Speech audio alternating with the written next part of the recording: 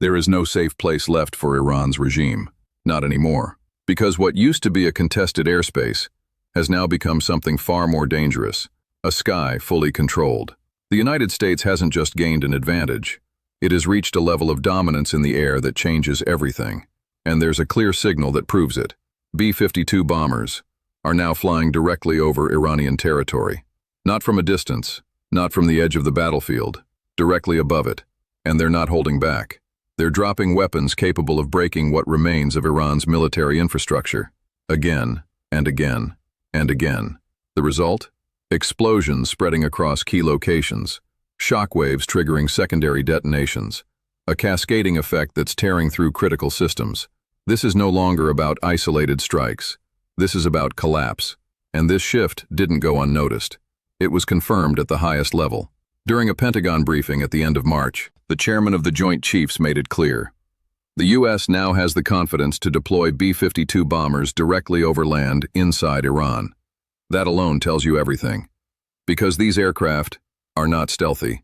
They are not designed to hide. They are designed to dominate. First introduced during the Cold War, these bombers were built for overwhelming force. And now, they're being used in a completely different way. Not from afar, but up close. The reason they can do that is simple. Iran's layered air defense network has been dismantled. The systems that were supposed to prevent exactly this scenario are no longer stopping it. After weeks of sustained operations, those defenses have been degraded to the point where high-risk platforms like the B-52 can now operate with far fewer constraints. And that opens the door to something new. More aggressive bombing runs, deeper penetration into Iranian territory, and the ability to strike targets that were previously out of reach. This isn't just an evolution, it's a transformation. Because when heavy bombers can fly over land, it means one thing. The balance in the air has been completely broken. And that's where the next phase begins. So what exactly changed? One word explains everything. Overland. Because earlier in the operation, these bombers were not flying deep into Iranian territory. They were striking from a distance, using long-range weapons, cruise missiles, standoff munitions, tools designed to hit targets without exposing the aircraft itself. That tells you something important. Back then, the U.S. was still being cautious. Even with advanced aircraft in the sky, there were still risks. Iran's defenses, while weakened, were not completely out of the equation.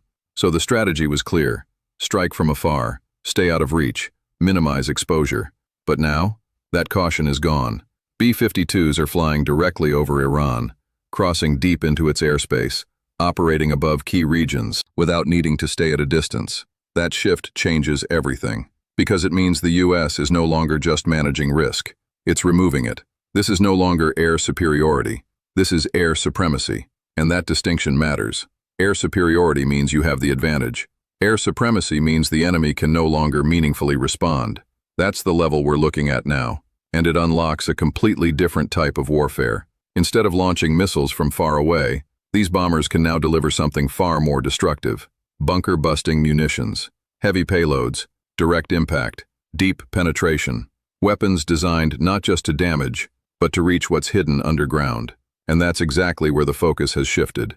Because the next phase of this campaign is not about surface targets. It's about what lies beneath. Underground facilities, hardened bunkers, storage sites built to survive conventional attacks. And now, they're being hunted. These bombs don't just explode on impact. They break through layers. They penetrate. And then, they detonate where it matters most, which creates something even more destructive. Chain reactions. Secondary explosions triggered by what's hidden below. A single strike, turning into multiple detonations. And that's exactly what we're starting to see. Explosions that don't stop with the first impact. Fireballs rising one after another. Shockwaves spreading through entire areas. This is not random. It's targeted. Because when you hit ammunition storage, missile stockpiles, or underground facilities, you don't just destroy the target, you amplify the damage. And that's the strategy now. Not just to strike, but to trigger collapse from within. And all of this is converging on one place. One city that is taking the full impact of this new phase. Isfahan. This is not just another target. It's one of the most critical nodes inside Iran. A city tied to underground infrastructure, to strategic production, to systems that are meant to survive war. And now, it's being hit repeatedly. What's happening there is not subtle. It's visible. Footage is starting to emerge. Clips captured from the ground. Moments that show exactly what these strikes are doing. Massive explosions. Fireballs erupting into the sky. Columns of smoke rising seconds after impact.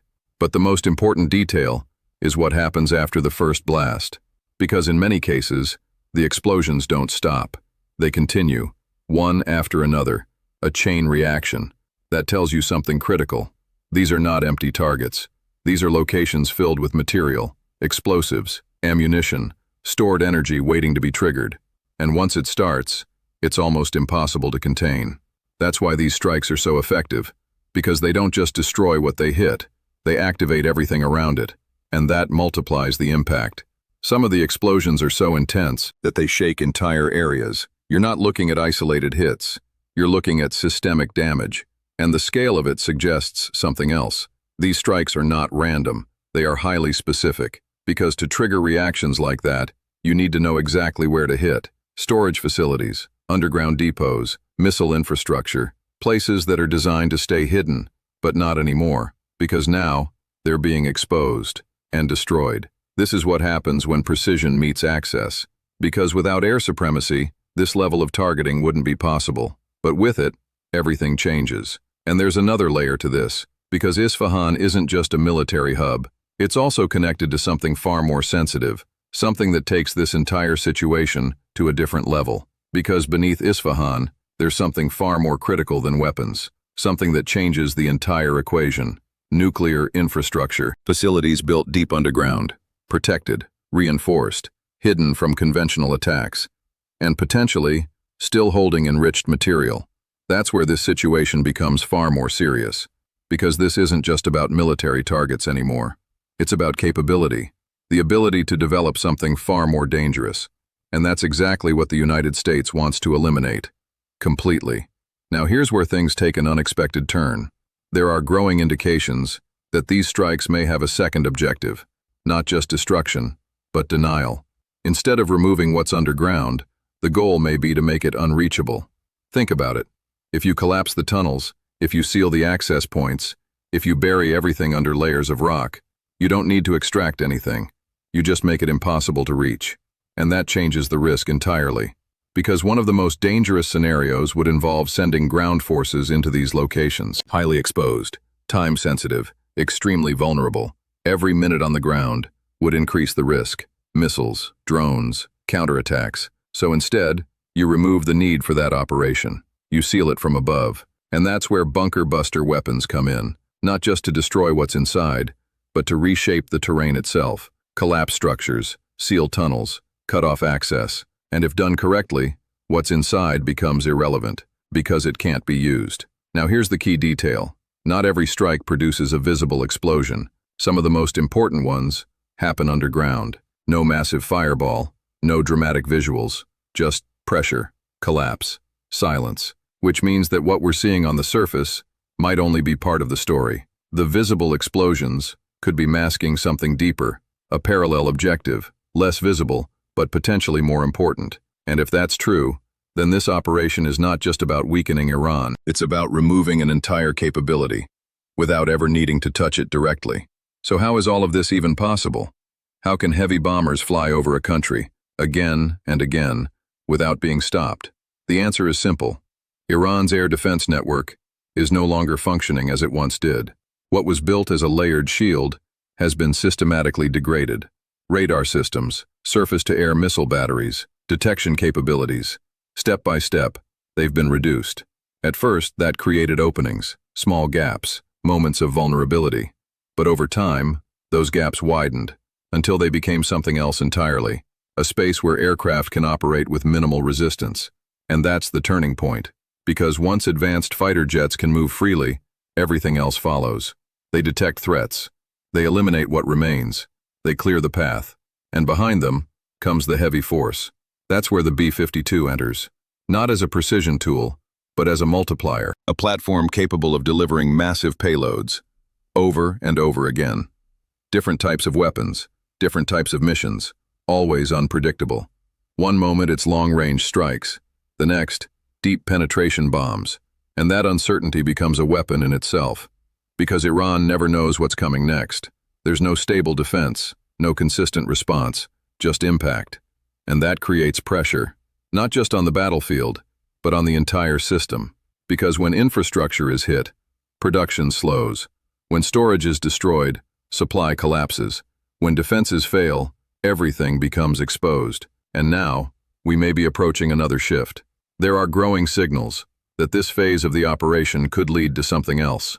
Negotiation, pause, or something that looks like an end. There are claims that Iran is seeking a ceasefire, that it wants the strikes to stop. But at the same time, there are denials, conflicting messages, different narratives, and that tells you something important. Nothing is settled, because even if talks begin, the operations haven't stopped, and they may not stop yet, because from the U.S. perspective, there's still an objective to complete, not just weaken, but ensure that certain capabilities can't be rebuilt.